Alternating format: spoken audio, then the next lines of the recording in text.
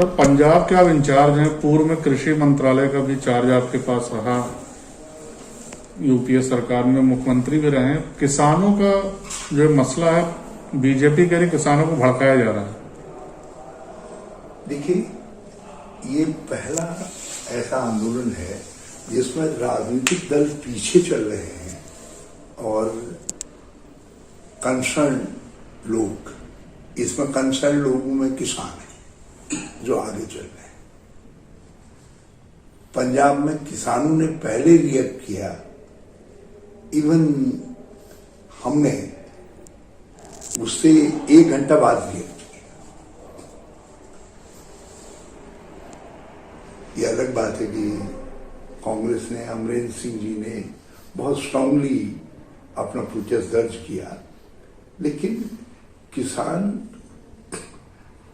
ने ऑर्डिनेंस के आते ही उसका विरोध स्टार्ट किया, क्योंकि किसान ने खतरे को समझा। खतरा है एमएसपी। एमएसपी ठीक है, कानून नहीं है, मगर एक प्रैक्टिस के तौर पर जो है, अब वो कानून का ही दर्जा लोगों की निगाह में उसको था। और इन कानूनों से एमएसपी और एमएसपी से जो रिलेटेड चीजें, जैसे मंडी सिस्टम है, जैसे हमारा एफसीआई की खरीद का वो है और एफसीआई का तंत्र है पूरा, ये एक दूसरे से इंटर रिलेटेड है।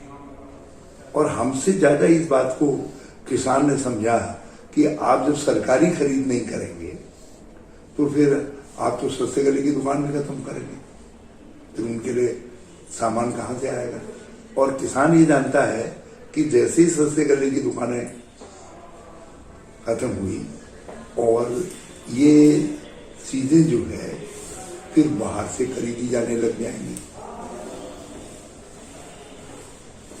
देश के बाहर से चीजें आने लग जाएंगी, क्योंकि कॉर्पोरेट हाउसेस जब चीजों को मैनेज करेंगी तो वो जहां सस्ता मिलेगा वो सस्ता लाना प्रारंभ करेंगी।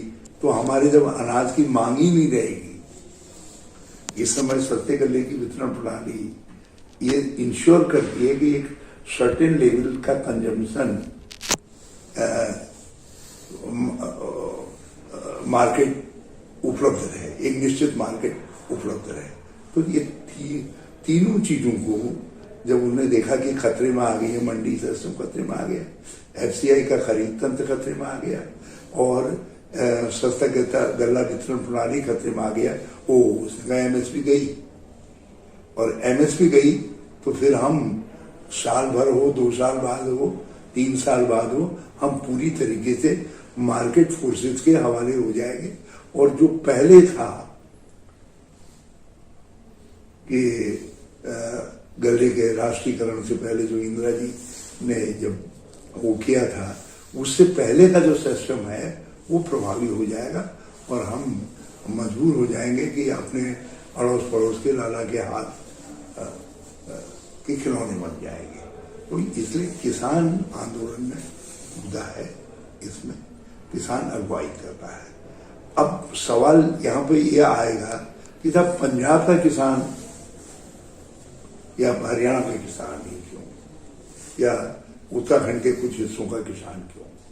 क्योंकि यहाँ ये जो एमएसपी सिस्टम है ये करीब 100% है।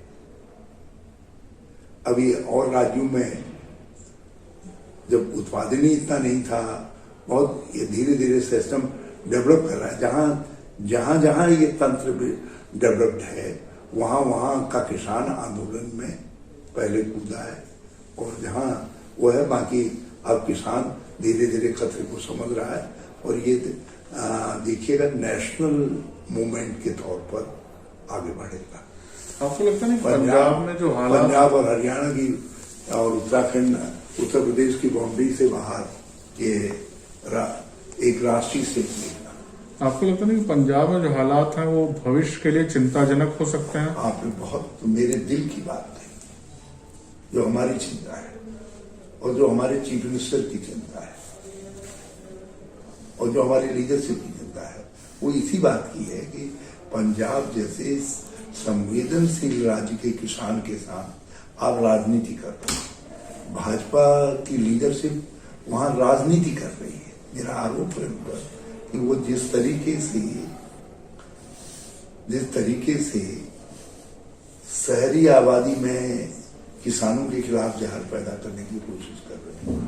क्या एक ही उदाहरण से आप चीजों को बहुत साफ तौर पर समझ सकते हैं, वो है कि इन्होंने किसानों ने केवल जो पैसेंजर ट्रेन थी उनको रोकने की बात कही थी, लेकिन इन्होंने गुड्स ट्रेन भी रोक दी।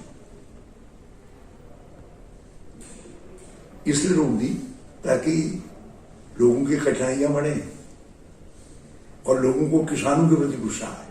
उपभोक्ता बनाम उत्पादक, किसान बनाम शहरी आबादी, इस तरीके की तुच्छ राजनीति की कोशिश की। मैं अमरेंद्र सिंह जी को बहुत धन्यवाद देता हूं कि उन्होंने किसानों को समझाया और किसानों की समझ में बात आई और उन्होंने पटरियों से मोर्चा हटाया। लेकिन यदि ये ईमानदार होते किसानों के प्रति, तो इस मौके का फायदा उठा करके किसानों से बातचीत समझौता कर लेते। और ये मौका किसानों ने पहले भी दिया था। एक बार पहले भी किसान पटरी से हट चुके थे, मगर ये इनके मन में बेईमानी है, ये राजनीति देख रहे हैं। और उस राजनीति का प्रभाव क्या पड़ेगा? पंजाब के एक सीमांत राज्य है, एक संवेदनशील राज्य है। पाकिस्तान के इरादे हमेशा भारत के लिए नेक नहीं रहे हैं। तो हम कोई भी ऐसा खतरा नहीं ले सकते हैं जिससे पंजाब में अशांति बढ़े। और मेरा आरोप है कि केंद्र सरकार पंजाब में अपने राजनीतिक स्वार्थ के लिए, जो इनका और अकाली दल का तलाक हुआ है, वैसे ये बिल्कुल सहमति वाला तलाक है, लोगों को धोखे में रखने के लिए तलाक है। मगर ये उसके आड़ लेकर के शहरी क्षेत्रों में अपने को मजबूत करने की कोशिश कर रहे हैं और ग्रामीण क्षेत्र में कह रहे हैं अकाली दल से तुम संघर्ष करो। सर, इस मसले का हल क्या निकल सकता है? क्योंकि सरकार भी अड़ी हुई है, किसान भी अड़े हुए हैं, पिस रहे पंजाब की सरकार। देखिए, हल हमने सुझा दिया। आज जो पंजाब विधानसभा का बनाया हुआ कानून है, आप उसको लागू कर देंगे। सर, पंजाब से रिलेटेड है कि अब, और यदि मान लिया आप पंजाब के नाम से नहीं करना चाहते हो, अब अमरेंद्र सिंह जी के नाम से नहीं करना चाहते, ना करिए। आप अपने यहाँ एक्ट में जो है एमएसपी को कानूनी रूप दे दीजिए। आप ये कहते हैं कि एमएसपी कानून था ही नहीं, कहते मैं